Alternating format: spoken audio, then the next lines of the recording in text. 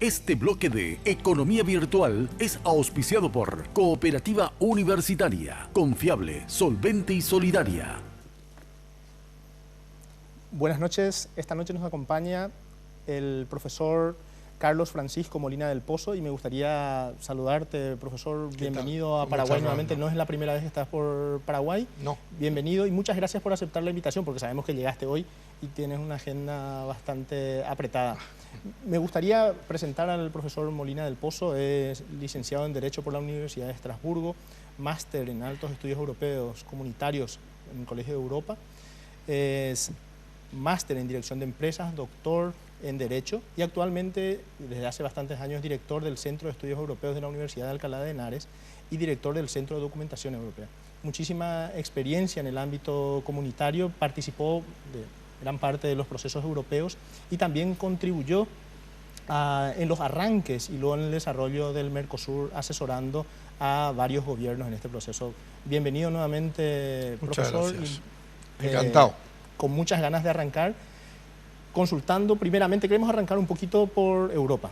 Un hecho pues si te parece, yo quisiera iniciar mis primeras palabras con mi agradecimiento por esta invitación y por poder participar en este programa. Quisiera lanzar una condena absoluta y tajante sobre los hechos que han acaecido en la tarde de hoy en Niza, en Francia. Quienes conocemos la ciudad y hemos caminado y paseado por ese mismo lugar donde ha sucedido este salvaje atentado, pues no nos cabe en la cabeza y no podemos aceptar de ninguna manera el que las cosas sean así. El terrorismo nos está invadiendo absolutamente, el terrorismo que, aunque no sea oficial, todo induce a pensar que sea el yihadismo, el extremismo salvaje que una vez más se ceba en Europa y con los europeos. Y saltado desde ese punto que también tiene relación con muchas de las medidas que finalmente tienen impacto también en Europa, estas situaciones que se fueron dando últimamente en materia de terrorismo, de alguna forma impacta también en la cohesión europea, ¿no? Claro, por supuesto, y nos pone encima de la mesa la necesidad de articular una política de inmigración común que no existe. Existen medidas que se van tomando aleatoriamente en función de los sucesos que van acaeciendo, pero ya se está viendo que no. Es necesario que se articule en Europa, a nivel de la Unión, una política que sea común en materia de inmigración. Eso va a facilitar la cohesión económica, social y territorial, lógicamente. Profesor, y pasando un poquito ya a lo que inicialmente iba a ser esta entrevista, sí. ¿Cómo afecta hoy? Podemos decir que Europa está en crisis, que la Unión Europea está en crisis con los últimos acontecimientos relativos a la salida de Gran Bretaña de la Unión Europea. Fíjese que yo desde que empecé a tener contacto con los temas de la Unión Europea, recuerdo que he oído siempre y he leído que Europa estaba en crisis, siempre estaba en crisis. La verdad es que Europa no es ningún paradigma de maravillas. Europa tiene muchos problemas y tiene muchísimas dificultades a veces, pero lo cierto es que siempre está en crisis y de cada crisis surge una oportunidad. Sale robustecida la propia Unión, ¿no? Esto es algo curioso, pero que es así y que lo estamos viviendo continuamente. En este momento teníamos la crisis económica, que nos ha tenido pues bastante sometidos durante unos cuantos años, como bien se sabe. Ahora de la crisis económica salimos, estamos empezando a salir, algunos países nos está costando un poco más trabajo, pero estamos saliendo, y nos encontramos con que uno de los países miembros se quiere salir. Pero lo malo no es que haya sido el fenómeno del Brexit, es que hay más países en la lista de países miembros que les gustaría salirse. Aquí porque por lo menos existen ciertos sectores dentro de esos países Exacto. que apuestan por la salida, ¿no? Exactamente, y que suelen ser los sectores populistas, políticamente con los populismos, con la extrema derecha, que está volviendo otra vez a entrar en los parlamentos de los países europeos, de algunos países europeos, con mucha fuerza, y que son los que vuelven a plantear el tema de los nacionalismos exacerbados. y no... Absolutamente contrarios a los principios que tienen que ver con la integración. Totalmente, ¿no? Claro. Entonces, ese es el problema, que no, bueno, yo creo que por lo pronto no se acuerdan de lo que fue la guerra mundial, ¿eh? Y la de muertos que hubo entre de unos países y de otros, que hoy vivimos en paz desde hace tantos años. Y después...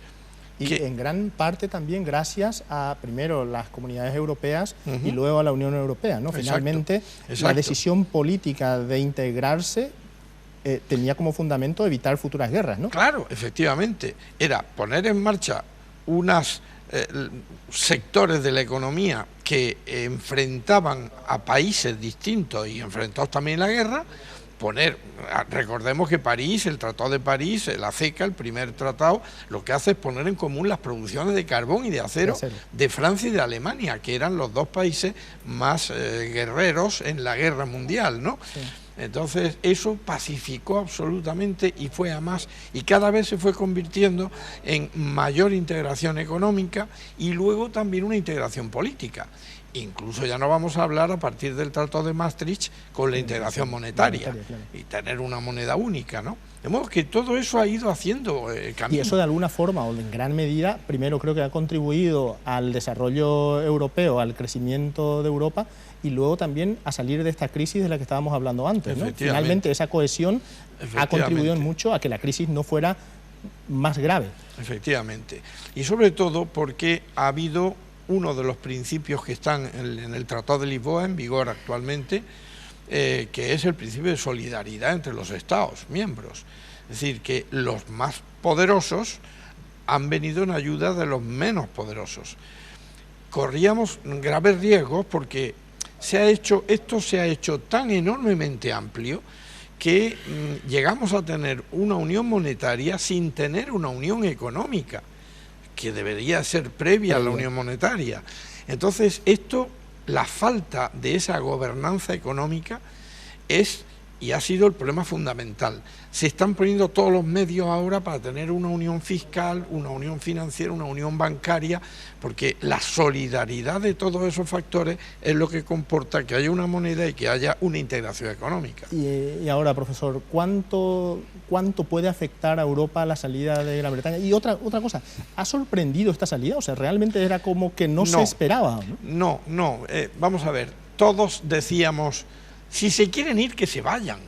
Todos, claro, empezando pero creo que nadie, en realidad, por lo menos a la distancia, parece como que nadie se lo creía de verdad. Nadie creía que fuera a llegar el momento de la... Por aquí se dice, a 10.000 kilómetros de distancia, no, se escucha hablar de que incluso los que votaron a favor de la salida, como dicen, bueno, voto a favor de la salida para que se sepa que hay algún sector como para que un toque de alerta, de atención, pero que realmente no nos queremos ir. Y luego cuando ganamos decimos, es que hemos ganado. Sí. Bueno, vamos a ver qué pasa a partir de ahora. Ya digo, a nivel de la Unión no creíamos que se iba a perder el referéndum. Fue pues una posición política del señor Cameron que me parece que fue absurda en su día, la de porfiar al futuro con un referéndum que él mismo no sabía lo que iba a pasar. Prueba de ello ha sido la casi igualdad que ha habido, ¿no? De un punto y pico arriba o abajo, que es el que ha hecho que salgan. Pero ya que han decidido salirse, que se vayan. No podemos pensar ni entender que Europa se haga sin Gran Bretaña, porque es Europa y es un país importante y fuerte. Pero también pensemos que en el origen Gran Bretaña no estuvo. No estuvo porque De Gaulle se opuso. De Gaulle dijo, pasarán por encima de mi cadáver, efectivamente, de su cadáver político, porque hasta que no desapareció de la República, del presidente de la República, no pudieron entrar los ingleses hasta el año 72. Profesor, nos quedan 2 minutos y no quiero dejarlo ir sin hablar del Mercosur. El Mercosur también tiene su propia crisis, ¿no? El Mercosur lleva unos cuantos años en crisis. Yo creo que tiene problemas... Y a diferencia de Europa no es que sale fortalecido, ¿no? Yo creo que no avanza. La posición, y perdonar que os hable así desde fuera, pero como que he luchado mucho porque Mercosur fuera una realidad, desgraciadamente en este momento yo lo veo muy parado. Hacen falta instituciones que realmente forjen la integración, el proceso integrador, que no es solamente en la economía, sino también en lo político. Y ahí pues son necesarias como lo fueron en Europa. Aquí ahora mismo estamos más en una relación entre países que cooperan económicamente, pero lo que es el mercado común, la puesta en marcha de la libre circulación de personas, capitales, servicios, etcétera, esa yo no la veo. Y era el objetivo inicial. ¿Realmente el ciudadano de a pie de los diferentes países del Mercosur no sienten el Mercosur? Yo creo que no. Ni están informados correctamente de lo que implica el proceso integrador del Mercosur, ¿no? Y de todo lo beneficioso que podría ser. Por supuesto. Básicamente, con un sistema de arancel externo, un sistema de libre circulación interna con muchísimas dificultades, pero sobre todo con una politización del Mercosur, o tal vez el tema de las ideologías es lo que ha enturbiado un poco el proceso. Yo creo, ¿no? que sí, que hay problemas con los distintos sistemas políticos que hay en cada país y con las, si me permites decir, con las arrogancias de algún país concreto. Y así no se puede hacer la integración. ¿Alguna receta? Receta. Quitarnos la venda de los ojos, pensar que somos todos iguales y que el proceso es para todos y en beneficio de todos, para la ciudadanía de todos los Estados miembros.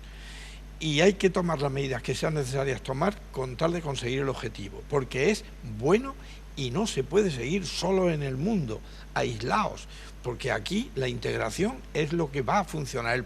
Los procesos de integración en el mundo es el futuro del desarrollo de las economías y de las políticas de todos los países. Profesor Molina del Pozo, de verdad, muchísimas gracias por aceptar nuestra invitación esta noche. Como decíamos al comienzo del avión, casi lo trajimos. Sí. Así que muchísimas gracias, esperamos que tenga una buena estancia por Paraguay y gracias por sus opiniones que son de la de un experto. Muchísimas gracias. Esperemos que sí y esperemos que además, con o sin Gran Bretaña dentro de la Unión Europea, sigamos en la misma cordialidad y relación que tenemos con Mercosur desde la Unión Europea.